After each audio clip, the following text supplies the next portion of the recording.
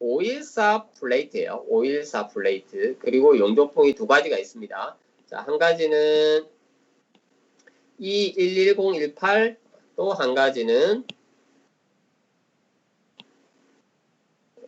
E7018이라고 하는 용접봉이 있습니다. 지금 이거에 대해서 지금 자세히 설명은 안 하겠습니다. 나중에 용접봉에 대해 한번 얘기 드릴 건데, E는 일렉 디오드고요. 그리고 110, 뭐 70, 이거는 이제 미니멈 텐셜 스트렝스 값이에요. 강도 값이 얼마나 될 거다 이거고요.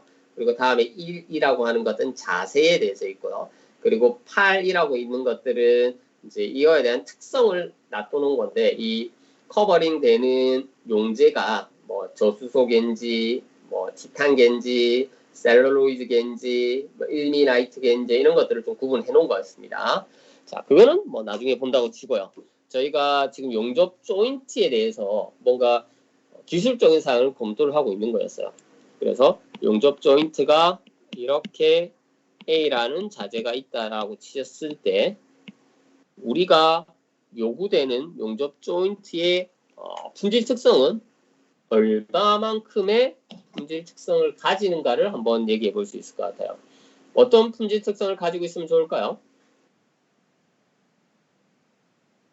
자, 예를 들면 A보다 더 좋은 성질, A보다 낮은 성질, A와 비슷한 성질 이라고 한다면 A와 비슷한 성질을 가지는 게 가장 양호할 거예요. 그렇다면 저희는 이 조이닝을 하는 과정에서 용과제를 쓰거나 쓰지 않거나 용접을 할 수 있다고 했는데, 대부분 우리 얇은 티크니스가 아니라면 용과제를 쓰면서 이렇게 작업을 하실 거예요. 그러면 이때 우리 용과제를 어떤 걸 선택하는 게 좋겠냐라고 봤을 때 어떻게 하면 좋을까요? 자, 지금 그래프를 한번 봐보시면요. 자, A 514 플레이트와 E110, 18 용접봉을 써갖고 이렇게 용접을 한 게 하나 있고요. 또 하나는 A514와 E7018 용접봉을 써서 이렇게 표시된 게 하나 있습니다. 자, 자재적으로만 우선 봐볼게요. 자재적으로 봤을 때 강도가 이만큼을 가지고 있고요. 근데 이만큼 가지고 있다는 것도 보면 얘가 얼마만큼의 강도를 가진다라는 걸 찾아봐서 알 수 있어요. 텐셀 스트렝스 값이 110 킬로사이로 볼 수 있네요.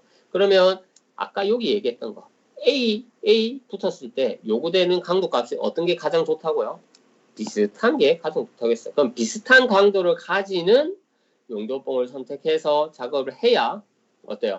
어디에서 파손될지 모르고 뭔가 잃는 성질이 없을 거예요. 그죠? 조이닝 됐을 때는 우리가 이렇게 잡아 당겼을 때 항상 부서지는 데서 부서지면 그거는 좀 잘못된 용접이었다라고 얘기할 수 있거든요. 우리가 제대로 잘 만들어졌다. 하나의 한 봉에서는 여기서 부서질지 모르잖아요. 그죠? 용접부도 잘된 조인트라고 했을 때는 항상 용접부에서 부서지는 게 아니라 모재에서 부서질 수도 있고 뭐 용접부에서 부서질 수도 있고 이런 것들을 예측을 하고 원하고 있는 겁니다. 그래서 514라고 했던 플레이트의 텐셜 스트렝스 강도가 110이다 라고 하면 용접봉도 110을 사용해주면 아주 만족할 만한 값을 얻었다라고 얘기할 수 있고, 이때 풀 스트렝스 값을 만족하고 있을 때고요. 그런데 이번에 보니까 이 7018에 대해서 사용한 케이스도 있네요. 근데 이게 과연 무조건 나쁘냐라고 봤을 때는 아닐 수도 있고 뭐 나쁠 수도 있고 이렇습니다.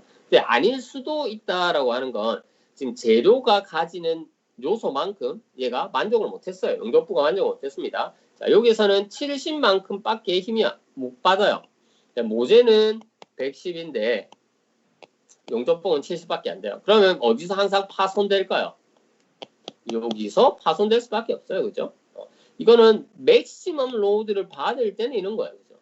하지만 우리가 받는 영역이 굉장히 응력 수준이 낮다. 그리고 이 낮은 지역이지만 다른 로드에 의해서 파괴 위험성이 크다라고 하면 조금 더 인성을 가지고 있는 얘를 선택할 수도 있긴 합니다. 그래서 얘는 파셜 스트렝스를 가지고 있는 웨이를 선택했을 때, 자, 이 선택에 있어서 일반적으로 우리가 선택을 하는 거는 동일한 강도와 이 동일한 성능을 가진 것들을 첫 번째로 가지고 선택을 하실 거고요. 특수한 경우다라고 하면 이 모제보다도 강도가 낮은 걸 선택하기도 하고요. 또는 모제보다 강도가 높은 걸 선택할 수도 있긴 합니다. 일단 기본적으로는 모제와 용접봉은 동일한 성질, 비슷한 성질을 가진 것들을 기본으로 해서 사용하시는 게 가장 좋다라고 말씀드릴 수 있겠습니다. 용접 요원에 대해서 관리해요. 저희가 용접사나 오퍼레이터라고 하는 인원에 대해서 관리를 해야 아예 결함이 안 생기게 만들 수 있다고 했습니다. 그죠? 그래서 이런 용접사와 그리고 오퍼레이터는 ISO 스탠다드에 따라서 관리가 될 수 있고, 이게 ISO 스탠다드가 아니라고 할지라도 각 제작 규격들이 있습니다. 아스메 규격도 있고요, 뭐 AWS 규격도 있고요, 각 나라에 대한 규격들이 있습니다. ISO 같은 경우는 지금 보시는 것처럼 9606이라고 하는 웰더에 대한 서티를 어떻게 발행을 할 수 있다, 이걸 언급을 하고 있는 거거든요. 근데 이 서티는 실제 만들어지는 제품이 있다면 이 제품에서 요구되는 자세라든지 두께 수준에 따라서 표준으로 만들 수 있는 시편을 제안줘요. 그럼 이 시편을 해보고 이 사람이 제대로 시편을 용접을 한다라고 하면 이 사람이 했던 시편에 대한 자세와 두께 범위에 따라 할 수 있는 범위가 주어집니다. 자, 예를 들면 이래요. 자, A라는 재료로 이 사람이 이 제품을 만듭니다. 그리고 자세는 아래 보기로 우리가 용접을 해서 만든다고 칠게요. 그럼 이 제품을 누가 하냐? 아까 웰더가 안 됐죠. 그럼 이 웰더가 이 제품을 할 수 없냐를, 할 수 있냐 없냐를 실제 제품에 바로 떼우는 게 아니라 일단 다른데 한번 떼어보는 거예요. 다른데 자, 플레이트 해서 A라는 재료로 그 위에 아래 보기로 용접을 해봐요. 그리고 나서 이 부위에 대해서 파괴 시험을 한다든지 아니면 비파괴 시험을 한다든지 해서 이 사람이 만족할 만한 품질 수준을 확보할 수 있다라고 하면 어때요? 이 사람은 실제 제품에 용접해도 무관한 사람이에요. 그죠? 그래서 이 사람이 용접을 통해서 결함이 작게 생길 수 있도록 아니면 아예 안 생길 수 있도록 이렇게 확보하는 과정이다 라고 보시면 될 것 같아요. 그래서 지금 여기 있는 내용을 간단히 보면 이 사람은 136 프로세스로 플레이트로 그리고 버트 웰드 그리고 필레 웰드를 했고요. 그리고 용접봉 같은 경우는 FM1이라고 하는 용접봉으로 했고요. 그리고 티크니스가 플레이트가 12T로 이렇게 용접을 했네요. 자세로 보면 PC와 PF 했네요. 자, PC는 2G로 볼 수 있고요. PF는 3G의 어필로 볼 수 있습니다. 이렇게 용접을 해서 이 사람이 가질 수 있는 레인지가 주어지게 됩니다. 그러면 어려운 걸 하면 주로 좀 쉬운 걸 허용해 준다라고 보시면 돼요. 왜냐? 이 사람의 용접 능력을 검증을 하고 이 능력이 검증된 게 실제 제품에 있어서 나중에 최종적으로는 결함이 안 생긴다 라는 것만 알 수 있으면 되는 거니까요. 그죠? 자, 절차적으로 봤을 때 어떤 절차냐? 우선 용접 요원을 검증하기 있어서 앞서서 우리가 가지고 있어야 되고 기초가 될 수 있는 건 떨베이스라는 겁니다. 용접을 하게 되겠죠. 이렇게 용접을 하게 되는데 이 용접은 어떻게 할 거냐라고 주어지는 문서가 이런 떨페이스 설명서라고 보시면 돼요. 그럼 용접에 대한 설명서를 보고 우리가 용접을 할 수 있어야 되거든요. 근데 그걸 누가 하냐? 웰더가 하게 되겠죠. 그럼 웰더는 떨페이스를 보고 실제 제품을 용접을 할 수 있어야 됩니다. 자, 이 떨페이스가 뭐고 어떤 것들을 기대한다라는 건 뒤에 파트에서 다시 얘기를 할게요. 자, 이 떨페이스를 보고 우리는 용접을 할 수 있어야 되고 그런 용접을 위해서 용접 시편에 대해서 준비를 하고 그리고 실제 테스트까지 진행하게 될 거예요. 근데 이런 테스트는 메카니컬 테스트가 있을 수도 있고 비파괴, non-disrupt 테스트가 이루어질 수도 있습니다. 대체로 비파괴로 한다라고 하면 RT로 검증하는 경우가 많고요. 네, 특수한 공정 자체에서는 이런 비파괴를 허용하지 않고 파괴 시험만 허용하는 경우가 있어요. 자, 우리가 검증을 한다라고 했을 때 파괴를 해서 검증하는 게 좋을까요? 아니면 비파괴로 검증하는 게 좋을까? 뭐 효율적으로 보면 비파괴가 좋을 거예요. 그죠?